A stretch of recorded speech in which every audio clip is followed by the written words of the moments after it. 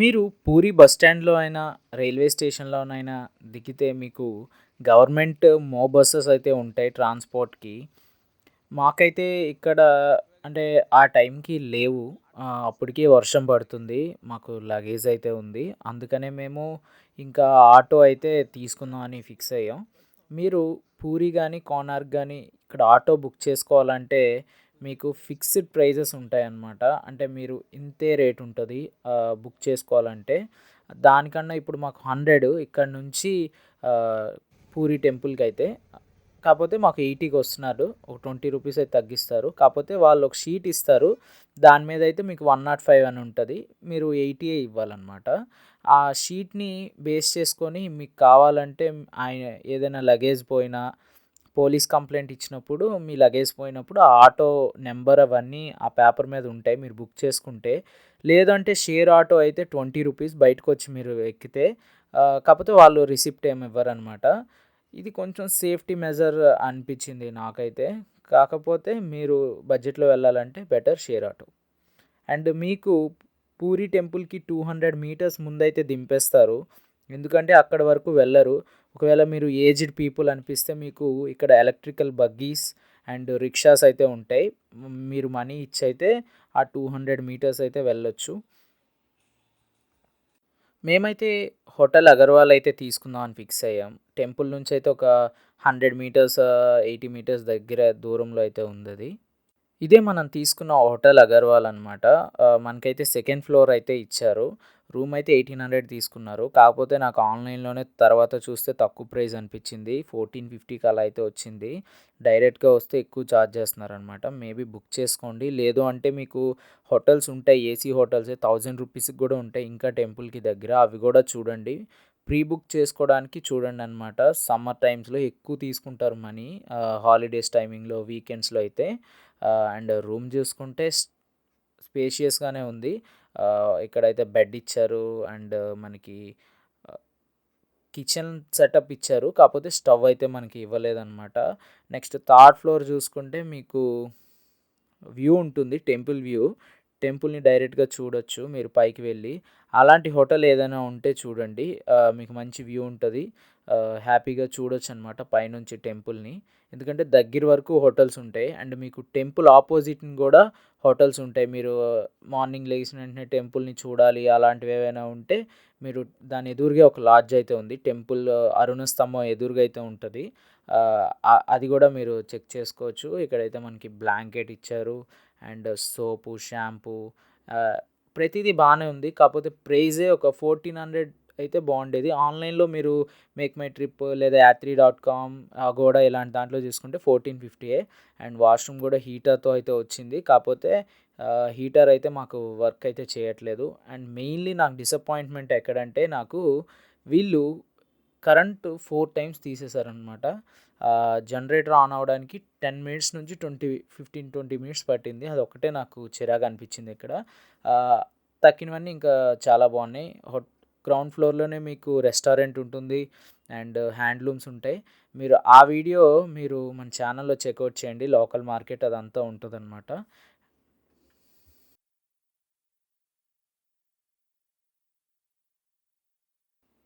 Good morning from puri temple. జై జగన్నాథ్. ఈరోజైతే మనం పూరిలో ఉన్న జగన్నాథ్ టెంపుల్కి అయితే వచ్చాం. దర్శనం అయ్యాకైతే కలుద్దాం. జై జగన్నాథ్. మనం తెల్లారైతే 6:15కి అయితే దర్శనంకి వెళ్ళాం. మనకి గంటన్నర అయితే పట్టింది దర్శనం అవ్వడానికి. దర్శనం అయితే చాలా బాగా జరిగింది.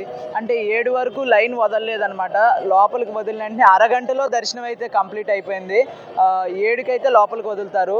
మీకు ముందు ఇంకో మార్గం ఉంటుంది. ఆ మార్గం నుంచి వెళ్తే ఎర్లీ మార్నింగ్ టైమ్స్ 5 నుంచి 6, 6:30 వరకు అందులో వెళ్ళి డైరెక్ట్గా వెళ్ళిపోవచ్చు అనమాట. ఈ లైన్స్ అంతా ఉండకుండా. అయితే మనం ఇక్కడ విశిష్టతలు ఏమంటే పూరి జగన్నాథ్ టెంపుల్లో ఇక్కడ మనం ముగ్గురు దేవతా దేవుళ్ళని అయితే దర్శించుకోవచ్చు. జగన్నాథుడు, సుభద్రాదేవి, బాలభద్ర దేవుడు, వీళ్ళు ముగ్గురిని అయితే మనం ఇక్కడైతే దర్శించుకోవచ్చు. వీళ్ళు ముగ్గురు బ్రహ్మ విష్ణు మహేశ్వరులు.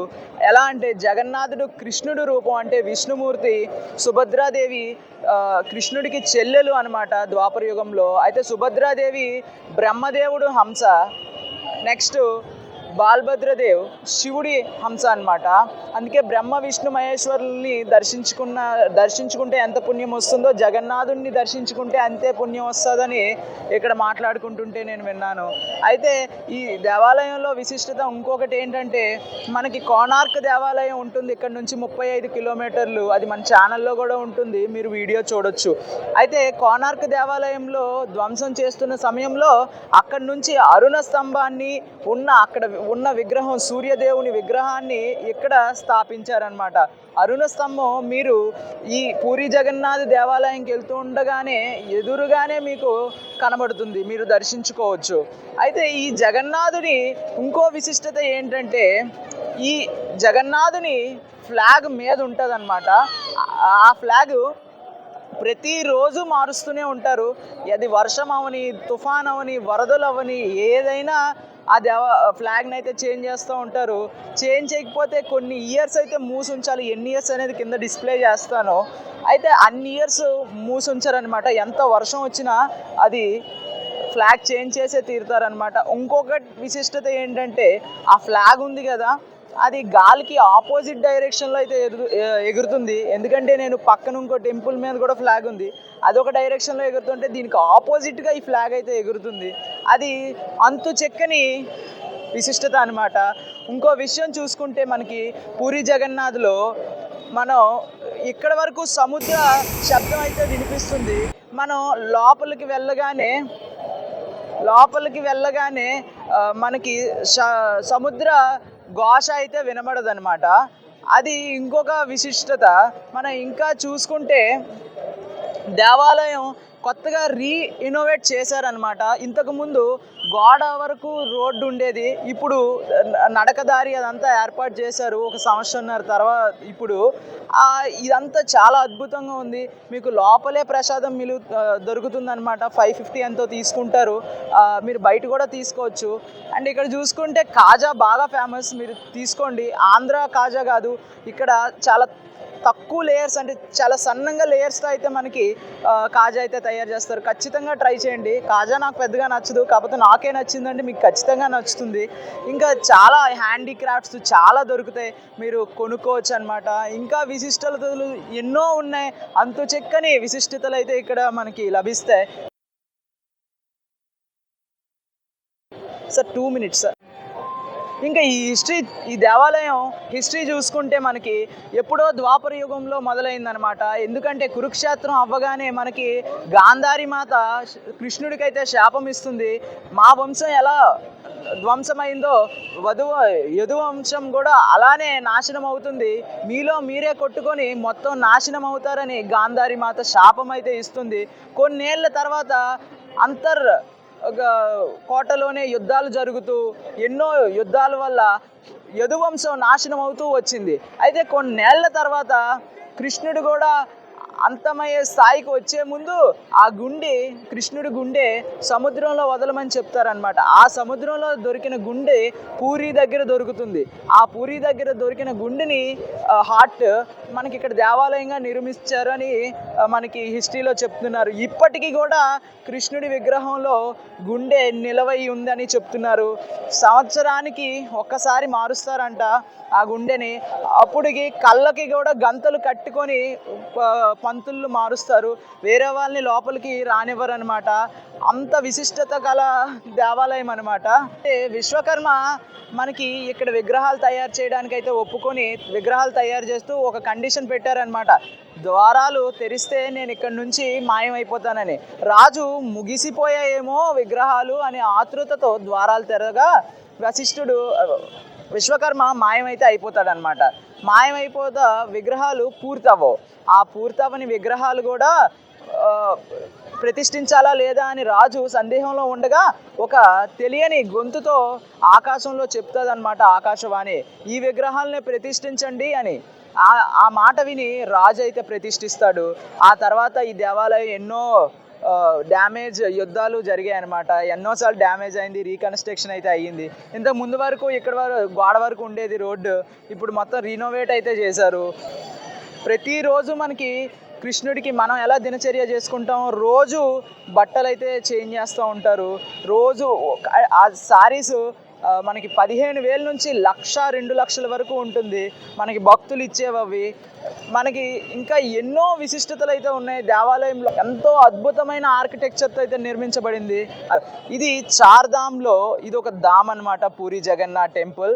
మనకి చార్ధామ్ ఒకటి రామేశ్వరంలో ఉంటే, ఇంకొకటి ద్వారకాలో ఉంది, ఇంకొకటి కేదార్నాథ్లో ఉంది, ఇంకొకటి పూరి జగన్నాథ్ టెంపుల్ అనమాట. ఈరోజు అయితే మనం పూరి జగన్నాథ్ టెంపుల్ని అయితే దర్శించుకున్నాం. అంటే చార్ధామ్లో ఒక ధామ్ అయితే మనది కంప్లీట్ అయింది. రామేశ్వరం శివుడిది, ద్వారకా కృష్ణుడు, పూరి జగన్నాథ్ కృష్ణుడు, కేదార్నాథ్ మళ్ళీ శివుడు అనమాట. మనకి ఎర్లీ మార్నింగ్ 5 నుంచి నైట్ 10-11 వరకు కూడా దర్శనాలు అయితే జరుగుతూ ఉంటాయి. మనకి అరౌండ్ హాఫ్ అన్ అవర్ నుంచి 1 అవర్ అయితే పడుతుంది. అయితే ఇక్కడ చూసుకుంటే మరో విశిష్టత, ఇక్కడ ప్రసాదం మట్టి కుండలో అయితే వండుతారనమాట. ఒక 7 మట్టి కుండల్లో అయితే వండుతారు. ఒక పొయ్యి మీద 7 మట్టి కుండలు అయితే పెట్టి వండుతారనమాట. అలా ఎన్నో వండుతారు. అయితే ఈ మట్టి కుండల్లో మొదటిగా ఉడకాల్సింది కింద ఉన్నది. కాకపోతే మొదటిగా ఉడికేది పైది. ఎందుకంటే ఈ ఆహారం అంతా మనకి ఆవిరితో వండబడుతుందన్నమాట. అండ్ ప్రతిరోజు ఇక్కడ ప్రసాదం కరెక్ట్‌గా సరిపోతుంది. ఏ రోజు తక్కువ అవ్వలేదన్నమాట. అదంతా ఒక ఆశ్చర్యంగా ఉంటుంది. అయితే ఇక్కడ కరెక్ట్‌గా వండింది ఎలా సరిపోతుందంటే, మనకి కురుక్షేత్రం జరుగుతున్న సమయంలో కృష్ణుడు ప్రతిరోజు వచ్చి వంటశాలకు వచ్చేవాడనమాట. వచ్చి ఈరోజు ఇంతమందికే వండండి అని చెప్పేవాడు అక్కడ ఉన్న వండే వాళ్ళకి. అదే విధంగా కరెక్ట్‌గా సరిపోయేదనమాట అక్కడ ఫుడ్. అదే విధంగా ఇక్కడ కూడా జరుగుతుంది అని ఇక్కడ ప్రజలు నమ్ముతారనమాట.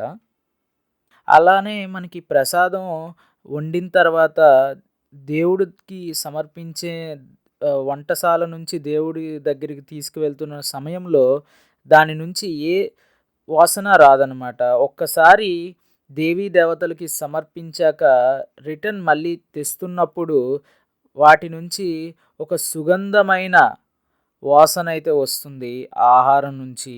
అదొక అంతు చిక్కని ప్రశ్న, అసలు అలా ఎలా వస్తుంది అనేది.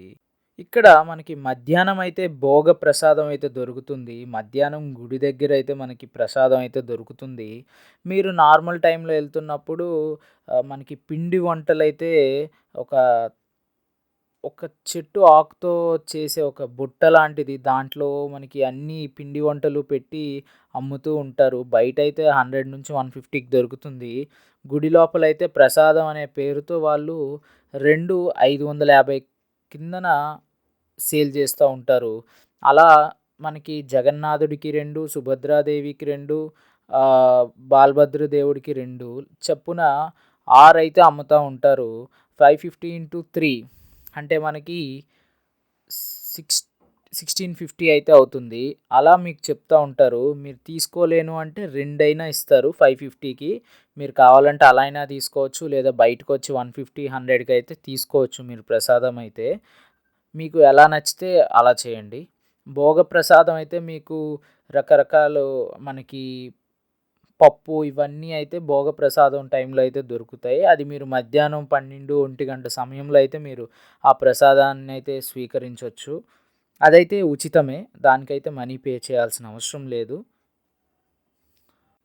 ఇంకో విషయం, మనకి పైన చక్రం అయితే ఉంటుంది. అది మనం ఈ టెంపుల్ చుట్టూ ఏ సైడ్ నుంచి చూసినా అది మన సైడ్ చూస్తున్నట్టే ఉంటుంది. అది 1 టన్ అయితే బరువు అయితే ఉంటుందంట. సాయంత్రం అయితే ఫ్లాగ్ అయితే చేంజ్ చేస్తారు. ఈవినింగ్ వచ్చి చూద్దాం ఎలా చేంజ్ చేస్తారో అదంతా. ఇప్పుడు ఈవినింగ్ 5:00 అవ్వబోతుందనమాట. ఇంకో 5 మినిట్స్లో మనకి ఫ్లాగ్ చేంజింగ్కి అయితే వెళ్తున్నాం టెంపుల్ దగ్గరికి అయితే. పదండి అక్కడికి వెళ్ళి చూద్దాం.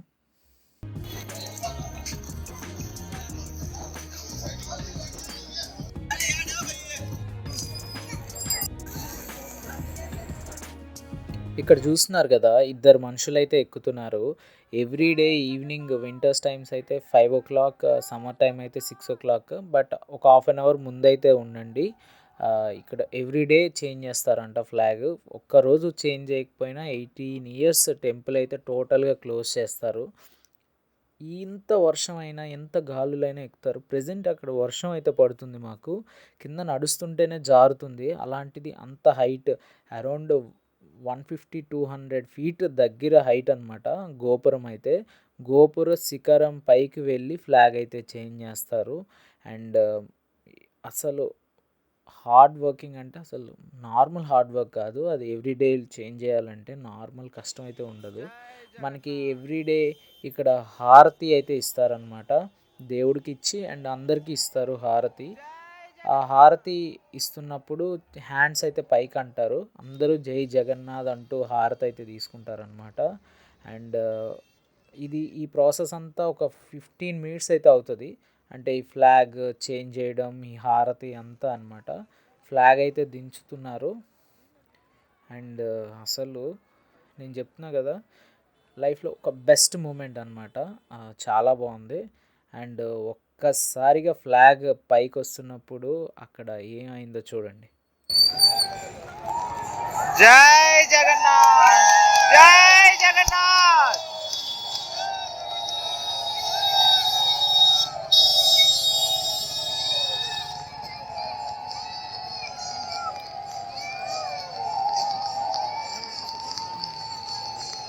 జై. ఇప్పుడైతే ఫ్లాగ్ అయితే మనం చేంజ్ చేయడం అయితే చూసేసాం. అలా మనం మార్కెట్లోకి అయితే వచ్చానన్నమాట. Night market. ఇక్కడైతే చాలా silver items, handlooms, handicrafts and steel items అన్నీ చాలా బాగున్నాయి. మనకి పూరీలో ఏంటంటే సిల్వర్ మేకింగ్ ఛార్జ్ తక్కువ అనమాట. ఎవరైనా వస్తే చూడండి. అండ్ మన సపరేట్ వీడియో ఉంటుంది వాటన్నిటికీ, లోకల్ మార్కెట్స్, అది ఒకసారి చెక్అవుట్ చేయండి. అండ్ మీరు ఎవరైనా పూరీ రావాలనుకుంటే విశాఖపట్నం నుంచి అయితే డైరెక్ట్ ట్రైన్ అయితే ఉంది, పూరీ ద్వారకా ఎక్స్ప్రెస్. అండ్ భువనేశ్వర్కి అయితే విశాఖపట్నం నుంచి నెంబర్ ఆఫ్ ట్రైన్స్ ఉన్నాయి. అండ్ విశాఖపట్నం నుంచి భువనేశ్వర్కి అయితే వందే భారత్ కూడా ఉంది. ఆఫ్టర్నూన్ అయితే 2:30కో 3:30కో అయితే ఉందన్నమాట. అండ్ మీరు సికింద్రాబాద్ నుంచి రావాలంటే సికింద్రాబాద్ నుంచి కుర్దా జంక్షన్కి అయితే ఉన్నాయి number of trains. Khurda junction నుంచి పూరి 40 కిలోమీటర్స్. మీకు గవర్నమెంట్ బస్సెస్ ఉంటాయి, పబ్లిక్ బస్సెస్, మో బస్సెస్ అనమాట. వాటిని అంటాము గవర్నమెంట్ బస్సెస్ని, ఇక్కడ మో బస్సెస్ అంటారు. లేదు అంటే ఆటో, క్యాబ్స్ కూడా ఉంటాయి మీరు రైల్వే స్టేషన్ నుంచి ఇక్కడికి రావడానికి. మీకు నచ్చిన ట్రాన్స్పోర్ట్ అయితే చూస్ చేసుకోండి. అండ్ నెంబర్ ఆఫ్ ట్రైన్స్ ఇక్కడ మీకు. ఈ వీడియో ఎలా అనిపించిందో కింద కామెంట్ చేయండి. వీడియో నచ్చితే లైక్, షేర్ అండ్ సబ్స్క్రైబ్ చేసుకోండి. మీ ఫ్రెండ్స్ అందరికీ షేర్ చేయండి. పూరి టెంపుల్ ఫుల్ ఇన్ఫర్మేషన్ ఉంది కదా, ఖచ్చితంగా షేర్ చేయండి. మేము క్లాక్ రూమ్లో అయితే ఉన్నాం. మా లగేజ్ తీసుకొని వెళ్ళిపోతున్నాం. రూమ్ ఆల్రెడీ చెక్అవుట్ అయిపోయాం. ఇక్కడ అగర్వాల్ దగ్గర లాక్ రూమ్ కూడా ఉంది. అది 50 రూపీస్ అంటే పెర్ అవర్కి. మీకు నచ్చితే తీసుకోండి. And see in the next video. Next Bhubaneswar videos చాలా వస్తాయి. మన Puri videos and Odisha videos ఎలా అనిపించాయో కింద కామెంట్ చేయండి. కింద ప్లేలిస్ట్ లింక్ ఇస్తాను, వెళ్ళి చెక్అవుట్ చేయండి. See you in the next video bro.